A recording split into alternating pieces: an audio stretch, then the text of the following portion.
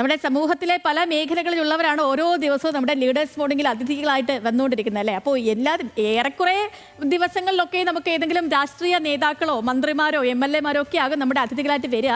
ഇന്ന് പക്ഷേ നമുക്കൊരു സ്പെഷ്യൽ ഗസ്റ്റാണ് ലീഡേഴ്സ് മോർണിംഗിൽ അതിഥിയായിട്ട് വന്നിരിക്കുന്നത്. Additional principal chief conservator of forest, ഒപ്പം തന്നെ ചീഫ് വൈൽഡ് ലൈഫ് വാർഡനുമായ ശ്രീ പ്രമോദ് ജി കൃഷ്ണനാണ്. നമുക്ക് അദ്ദേഹത്തെ സ്വാഗതം ചെയ്യാം. നമസ്കാരം ശ്രീ പ്രമോദ്, സ്വാഗതം. ഹലോ മലയാളത്തിലേക്ക്. Good morning. Good morning. Good morning. നമസ്കാരം. സുഖമായിട്ടിരിക്കുന്നോ?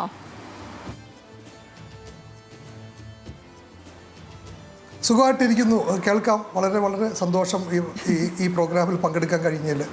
ഓക്കെ, അപ്പോൾ ഇന്ന് ഓഫീസൊക്കെ ഉള്ള ദിവസമാണ്, അപ്പോൾ അതിൻ്റെ ഒരു തിരക്കും കൂടി കാണുമായിരിക്കും അല്ലേ? ബ്രേക്ക്ഫാസ്റ്റ് ഒക്കെ കഴിഞ്ഞോ?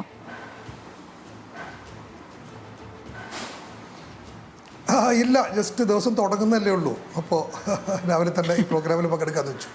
Okay okay okay Shri Pramod, ഇപ്പോൾ നമ്മളെ സംബന്ധിച്ച് രണ്ട് വലിയ ഭേദഗതി, രണ്ട് ബില്ലുകളൊക്കെ നിയമസഭയിൽ, അതും വനം വകുപ്പുമായിട്ട് റിലേറ്റ് ചെയ്ത് നിൽക്കുന്ന രണ്ട് ബില്ലുകളൊക്കെ നിയമസഭയിൽ അവതരിപ്പിക്കുകയും അത് സബ് ജഡ്ജ് കമ്മിറ്റിയുടെ പരിഗണനയ്ക്ക് വിടുകയും ഒക്കെ ചെയ്തൊരു സാഹചര്യമുണ്ട്. അപ്പോൾ ഈ ബില്ലുകൾ രണ്ടും പരിഗണനയ്ക്ക് വന്നു, ഇതിനിപ്പോൾ ഒരു നിയമമായി വരികയാണെങ്കിൽ നമ്മൾ എന്തൊക്കെ കാര്യങ്ങൾ പ്രതീക്ഷിക്കേണ്ടി വരും ശ്രീ പ്രമോദ്?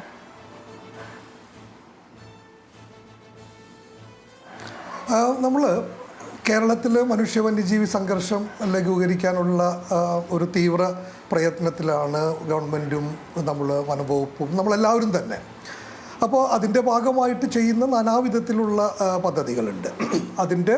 അത് നമ്മുടെ ലോക്കലായിട്ട് പ്രാദേശികമായിട്ട് നമ്മൾ പഞ്ചായത്തുകളെയും ജനങ്ങളെയും ചേർത്ത് പിടിച്ച് ചെയ്യുന്ന കാര്യങ്ങൾ, അല്ലെങ്കിൽ നമ്മൾ കുറച്ച് ഉയർന്ന തലങ്ങളിൽ ചെയ്യേണ്ട കാര്യങ്ങളുണ്ട്. ആ ഒരു പശ്ചാത്തലത്തിലാണ് ഇന്ന് നിലനിൽക്കുന്ന നടപടിക്രമങ്ങളെ കുറച്ച് ലഘൂകരിക്കേണ്ടതുണ്ട്. മനുഷ്യ വന്യജീവി സംഘർഷ ലഘൂകരിക്കാനായിട്ട് നടപടിക്രമങ്ങളിൽ കുറച്ച് ലഘൂകരണം വേണമെന്ന് തോന്നുന്നതിൻ്റെ ഭാഗമായിട്ടാണ് ഇങ്ങനെയൊരു ബില്ല് സർക്കാർ കൊണ്ടുവന്നത്.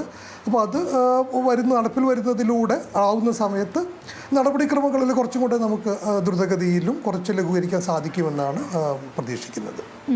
ശ്രീ പ്രമോദ്, വ്യക്തമാണ്. പക്ഷേ ഇപ്പം ഈ കേന്ദ്രം കൂടി തീരുമാനിക്കുന്ന ഒരു വിഷയമാണല്ലോ ഇത്. അപ്പം അതിൽ സംസ്ഥാനം ഒരു ബില്ല് പാസ്സാക്കിയാൽ അതിന് യഥാർത്ഥത്തിലൊരു പ്രശ്ന പരിഹാരമാകുമോ? അതിനൊപ്പം തന്നെ അക്രമകാരികളായ വന്യമൃഗങ്ങളെ കൊല്ലാനുള്ള അനുമതി ഉദ്യോഗസ്ഥരിലേക്ക് വന്നു എന്നല്ലാതെ മറ്റെന്തെങ്കിലും മാറ്റം ഈ ബില്ല് കൊണ്ടുവരുന്നുണ്ടോ?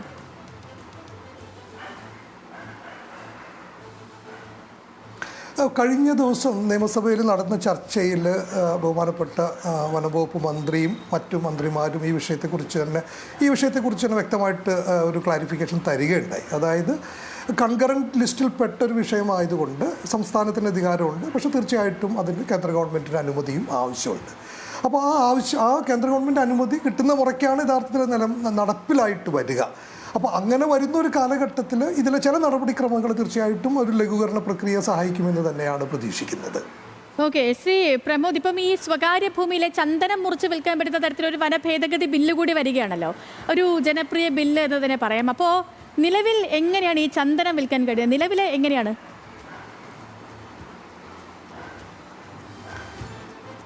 നിലവിൽ ഇത് കേരള വനനിയമത്തിൽ നമുക്ക് മാത്രമായിട്ട് സംസ്ഥാനത്തിന് മാത്രം അധികാരമുള്ള ഒരു വിഷയമാണ്.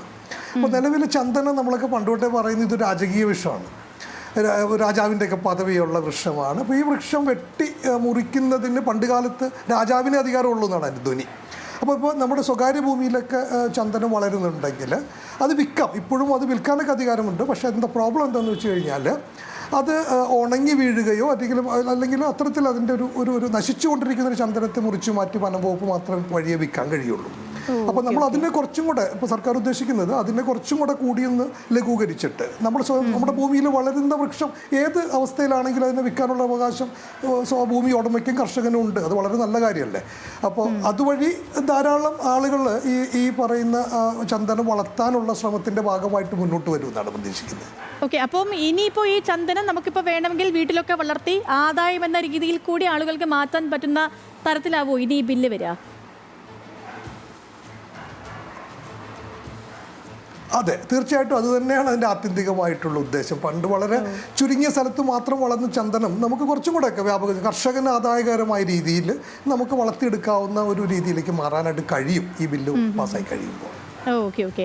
ശ്രീ പ്രമോദ്, ഇപ്പോൾ ഈ വന്യജീവി പ്രശ്നം അത് വ്യാപകമാണ്. വന്യജീവികൾ വ്യാപകമായിട്ട് കാടിറങ്ങുന്നത്. ഇപ്പം പണ്ട് മലയോര മേഖലകളിലൊക്കെ മാത്രമാണ് വന്യജീവികൾ ഇറങ്ങുന്നതെങ്കിൽ ഇപ്പോൾ അങ്ങനെയൊന്നുമില്ല. എല്ലായിടത്തും, ഏറെക്കുറെ എല്ലായിടത്തും ഒക്കെ കാടിറങ്ങി വന്യജീവികളൊക്കെ വരുന്നുണ്ട്. കാട്ടിൽ വെള്ളമില്ലാത്തതാണോ ഇതിനുള്ള ആത്യന്തികമായ പ്രശ്നം, അതോ മൃഗങ്ങൾ കൂടുന്നതാണോ പ്രധാനപ്പെട്ട പ്രശ്നം? നമുക്ക് എന്താണ് ഇതിന് മുന്നിലുള്ള പോംവഴി?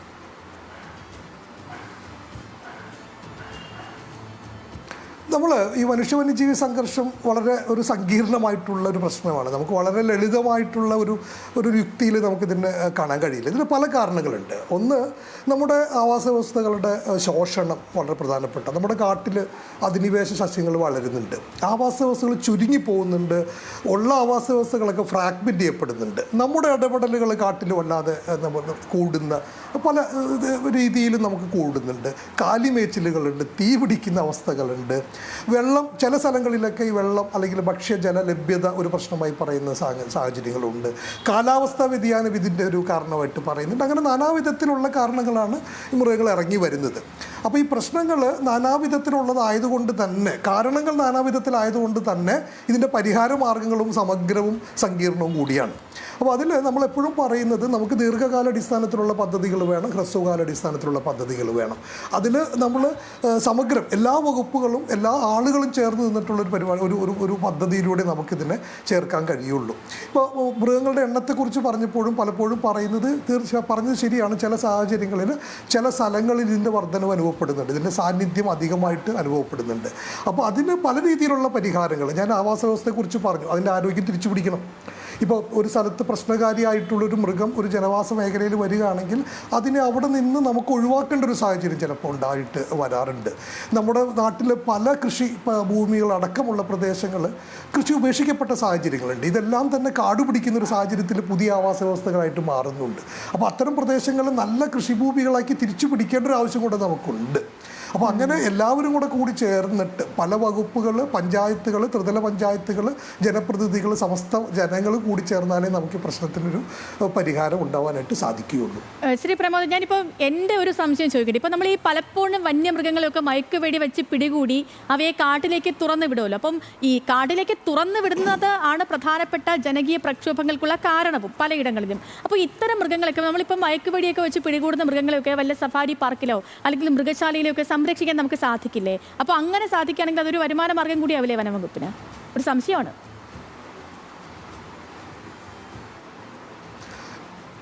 ഇത് സ്വാഭാവികമായിട്ടും തോന്നാവുന്ന ഒരു സംശയമാണ്, പല ആളുകളും സംശയം ഉന്നയിക്കുന്നതാണ്.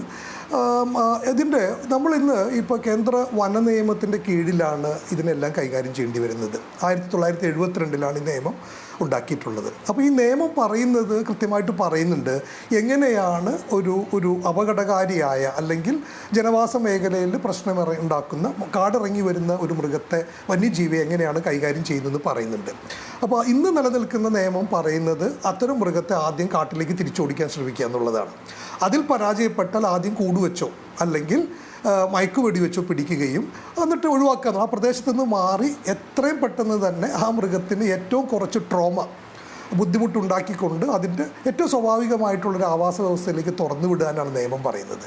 അതിന് അത്തരത്തിലൊരു ആവാസ വ്യവസ്ഥയിലേക്ക് തിരിച്ചു പോകാനുള്ള ആരോഗ്യമില്ലാത്തൊരവസ്ഥ ഉണ്ടെങ്കിൽ മാത്രമേ അതിനെ ക്യാപ്റ്റിവിറ്റിയിൽ സൂക്ഷിക്കാനുള്ള ഇന്ന് നിയമം വ്യവസ്ഥ ചെയ്യുന്നുള്ളൂ. അത് ഒരു മൃഗത്തിൻ്റെ റൈറ്റ് എന്ന നിലയ്ക്കാണ് യഥാർത്ഥത്തിൽ അത്തരം ഒരു വ്യവസ്ഥയിൽ അത് കാണുന്നത്. അത് നിലനിൽക്കുന്നത് കൊണ്ട് തന്നെ അത് നമുക്ക് അത്തരം ഒഴിവാക്കപ്പെടുന്ന മൃഗങ്ങളെ ഞാൻ നേരത്തെ സൂചിപ്പിച്ചതുപോലെ ആരോഗ്യമുള്ള മൃഗമാണെങ്കിൽ കാട്ടിലേക്ക് തിരിച്ചു വിടാനാണ് ഇന്ന് നിയമം വ്യവസ്ഥ ചെയ്യുന്നത്. ഇനി ആരോഗ്യമില്ലാത്ത മൃഗങ്ങളാണെങ്കിൽ നമ്മൾ ക്യാപ്റ്റിവിറ്റിയിൽ വെക്കാറുമുണ്ട്.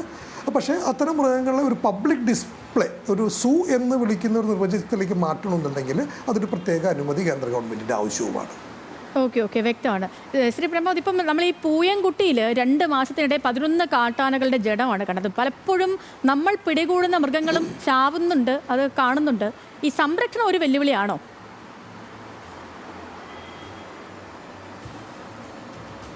അല്ല, തീർച്ചയായിട്ടും സംരക്ഷണം, വന്യജീവി സംരക്ഷണം എല്ലാ കാലത്തും നമുക്ക് ഒരു വെല്ലുവിളി തന്നെയായിരുന്നു. അതുകൊണ്ട് തന്നെയാണല്ലോ 1972 വന്യജീവി നിയമം വന്നത് തന്നെ. അത് പല രീതിയിൽ പല കാലങ്ങളിൽ പല രൂപത്തിലും ഭാവത്തിലും ഒക്കെയാണ് സംരക്ഷണത്തിൻ്റെ വെല്ലുവിളികൾ അനുഭവപ്പെടുക. ഇപ്പോൾ പൂയംകുട്ടിയിൽ മരിച്ച ആനകളെക്കുറിച്ചുള്ള നമ്മുടെ ഒരു നിഗമനം, അത് ഒരു കൂട്ടം ആന 10-12 ആന ഉണ്ടായിരുന്നു എന്നാണ് വിശ്വസിക്കപ്പെടുന്നത്. ആ ആന അവിടെയുള്ള ഒരു വലിയൊരു വെള്ളച്ചാട്ടത്തിൽ വന്ന ഒരു മലവെള്ളപ്പാച്ചിലിൽ ഒന്നിച്ച് താഴേക്ക് ഒഴുകി വന്നു എന്നാണ് പ്രാഥമികമായിട്ടുള്ള നിഗമനം. എന്നാലും അതിൽ മറ്റ് എന്തെങ്കിലും അസ്വാഭാവികതകളുണ്ടെങ്കിൽ അത് പരിശോധിക്കാൻ, അതിൻ്റെ എല്ലാ വശങ്ങളും നോക്കാനായിട്ട് ഒരു വലിയ ഒരു ഒരു ഒരു ഒരു ഒരു ഇൻവെസ്റ്റിഗേഷൻ ടീമിനെ തന്നെ വെച്ചിട്ടാണ് നമ്മളിപ്പോൾ അത് നോക്കിക്കൊണ്ടിരിക്കുന്നത്. പ്രാഥമികമായിട്ടുള്ള നിഗമനങ്ങൾ മറ്റ് അസ്വാഭാവികതകളൊന്നും കാണുന്നില്ല. പിന്നെ ഈ നേരത്തെ ചോദിച്ച ആ ചോദ്യത്തിൻ്റെ വലിയ ഉത്തരം എന്ന് വിളിക്കുന്നത്, നമ്മൾ ഒരു ഹ്യൂമൻ ഡോമിനേറ്റഡ് ആയിട്ടുള്ള മനുഷ്യ കേന്ദ്രീകൃതമായിട്ടുള്ള ഒരു ലോകത്താണ് ജീവിക്കുന്നത്. നമ്മൾ ധാരാളം നമ്മുടെ വികസന അല്ലെങ്കിൽ മനുഷ്യൻ്റെ വികസന പ്രവർത്തനങ്ങൾ, നമ്മുടെ ആസ്പിറേഷൻസ് നിലനിൽക്കുമ്പോൾ തീർച്ചയായിട്ടും സംരക്ഷണ പ്രവർത്തനങ്ങളുടെ പുറത്ത് രണ്ടും തമ്മിൽ ചില ഏറ്റുമുട്ടലുകളൊക്കെ ഉണ്ടാവും. അതിനെ ഒരു പരമാവധി സന്തുലിതമായ രീതിയിൽ കൊണ്ടുപോവുക എന്നുള്ളതാണ് നമ്മുടെയൊക്കെ ഒരു സമൂഹത്തിൻ്റെ പൊതു ഉത്തരവാദിത്തം. ശ്രീ പ്രമോദ്, ഇപ്പം ഈ കാടുകളും വനം വകുപ്പ് അതേപോലെ വന്യജീവികൾ എന്നൊക്കെ പറഞ്ഞ മനുഷ്യന്മാരെ സംബന്ധിച്ച് എപ്പോഴും ഓരോരുത്തർക്കും വലിയ കൗതുകമുള്ളൊരു കാര്യമാണ്. കാട് കയറാൻ ഒരു ചെറിയ അവസരം കിട്ടിയാൽ പോലും അതൊക്കെ വലുതായിട്ട് ആഘോഷിക്കുകയും അതിനൊക്കെ എന്തൊക്കെ തടസ്സമുണ്ടെങ്കിലും അതിനെയൊക്കെ മാറ്റി അങ്ങനെ പോകുന്നവരുമാണ് നമ്മൾ മലയാളികളിൽ പലരും. ഇപ്പോൾ വന്യജീവി വാരാഘോഷം വരാൻ പോവുകയാണ് ഒക്ടോബർ, എനിക്ക് തോന്നുന്നു ഒക്ടോബർ 2 മുതൽ 8 വരെയാണ്. അപ്പോൾ എന്തൊക്കെയാണ് പൊതുജനങ്ങൾക്കായി വനം വകുപ്പ് ഒരുക്കി വെച്ചിരിക്കുന്നത്? ഈ പ്രവേശനമൊക്കെ എങ്ങനെയാണ്?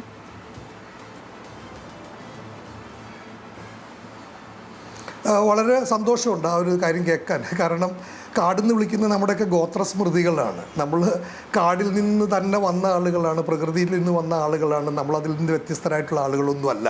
അപ്പോൾ അതുകൊണ്ട് തന്നെ ഏതൊരു അവസ്ഥയിലും നമ്മുടെയൊക്കെ ഗൃഹാതുര സ്മൃതികളിൽ നമ്മൾ വനത്തിലേക്ക് തിരിച്ചു പോകാനുള്ള ഒരു താല്പര്യം എല്ലാവർക്കും ഉണ്ട്. അത് ഇന്ന് നിലനിൽക്കുന്നു എന്ന് സേതുലക്ഷ്മി പറഞ്ഞതിൽ വളരെ വളരെ സന്തോഷം. വന്യജീവി വാരാഘോഷം വളരെ ഒരു പ്രധാനപ്പെട്ടതാണ്. നമ്മൾ ഒക്ടോബർ മാസത്തിൽ ആദ്യത്തെ ഒരാഴ്ച നീണ്ടു നിൽക്കുന്ന വന്യജീവികളെന്ന് ഓർമ്മപ്പെടുത്തലാണ്. കാരണം വന്യജീവി സംരക്ഷണം എന്ന് വെച്ച് കഴിഞ്ഞാൽ വെറും മൃഗങ്ങളെ സംരക്ഷിക്കുന്നത് മാത്രമല്ല, നമ്മുടെ കുടിവെള്ളം, നമ്മുടെ വായു എല്ലാം തരുന്ന വന്യജീവികളടങ്ങുന്ന ഈ വലിയ ആവാസ വ്യവസ്ഥകളെ സംരക്ഷിക്കപ്പെടേണ്ടതാണെന്നുള്ള ഒരു പൊതുബോധം സമൂഹത്തിലേക്ക് വീണ്ടും വീണ്ടും പകർന്നു നൽകാനുള്ള ഒരു അവസരമാണ്. അപ്പോൾ അതിനുവേണ്ടി വളരെ വിപുലമായ പദ്ധതികളാണ് വനം വകുപ്പ് സംസ്ഥാനത്തുടനീളം ചെയ്യുന്നത്. ഈ ഒരാഴ്ചക്കാലം യഥാർത്ഥത്തിൽ നമ്മൾ നേരത്തെ സൂചിപ്പിച്ചതുപോലെ നമ്മുടെ വന്യജീവി സങ്കേതങ്ങളിലേക്കും ദേശീയോദ്യാനങ്ങളിലേക്കും ഉള്ള പ്രവേശനം സൗജന്യമായിരിക്കും പൊതുജനങ്ങൾക്ക്. അത് കാടിനെ കൂടുതൽ അറിയാനുള്ളൊരു അവസരമായിട്ട് കൂടിയാണ് നമ്മളതിനെ കാണുന്നത്. അല്ലാതെ അതോടൊപ്പം തന്നെ സംസ്ഥാനത്തിൻ്റെ പല ഭാഗങ്ങളിലും ഇപ്പോൾ സ്കൂൾ കോളേജ് വിഭാഗത്തിലുള്ള വിദ്യാർത്ഥികൾക്കും കുട്ടികൾക്കും വേണ്ടി വിവിധ തരത്തിലുള്ള പ്രകൃതി വിഷയങ്ങളുമായി ബന്ധപ്പെട്ട പലതരത്തിലുള്ള മത്സരങ്ങൾ, അതുപോലെ ഫോട്ടോ എക്സിബിഷൻ, അത്തരത്തിലുള്ള വിവിധ പരിപാടികൾ നമ്മൾ നടത്തുന്നുണ്ട്. അപ്പോൾ അതുവഴി ഒരു സഹവർത്തിത്വത്തിൻ്റെ, എന്തെല്ലാം പറഞ്ഞാലും നമ്മുടെ ഒറ്റപ്പെട്ട സംഭവങ്ങളുടെ പുറത്ത് റദ്ദ് ചെയ്യപ്പെട്ടു പോകേണ്ടതല്ല പ്രകൃതിയും മനുഷ്യനും തമ്മിലുള്ള വലിയ പാരസ്പര്യം എന്നുള്ളൊരു സന്ദേശം ജനങ്ങളിൽ എത്തിക്കാനാണ് ഈ ഒരാഴ്ചക്കാലം കൊണ്ട് നമ്മൾ നോക്കുന്നത്. ഓക്കെ, അപ്പോൾ വളരെയധികം സന്തോഷം ശ്രീ പ്രമോദ് ഞങ്ങൾക്കൊപ്പം ചേർന്നതിന് ഒത്തിരി സന്തോഷം തോന്നുന്നുണ്ട്. കാരണം ഒരുപാട് അറിയാത്ത കാര്യങ്ങൾ, ഒരു പുതിയ ഇൻഫർമേഷനാണ് എനിക്കും അതേപോലെ തന്നെ ഞങ്ങളുടെ പ്രേക്ഷകർക്കും കിട്ടിയിട്ടുണ്ടാവുക എന്ന കാര്യത്തിൽ സംശയമൊന്നുമില്ല. നല്ല തിരക്കുണ്ടാവുമെന്ന് എനിക്കറിയാം. എങ്കിലും കുറച്ച് സമയം ഞങ്ങൾക്ക് വേണ്ടി മാറ്റിവെച്ചതിന് ഒത്തിരി സന്തോഷം. ഇനിയും അങ്ങേ ഞാൻ ഞങ്ങളുടെ ഹലോ മലയാളത്തിൽ അതിഥിയായിട്ട് പ്രതീക്ഷിക്കുന്നുണ്ട്. അപ്പോൾ നല്ലൊരു ദിവസം കൂടി ആശംസിക്കുകയാണ്.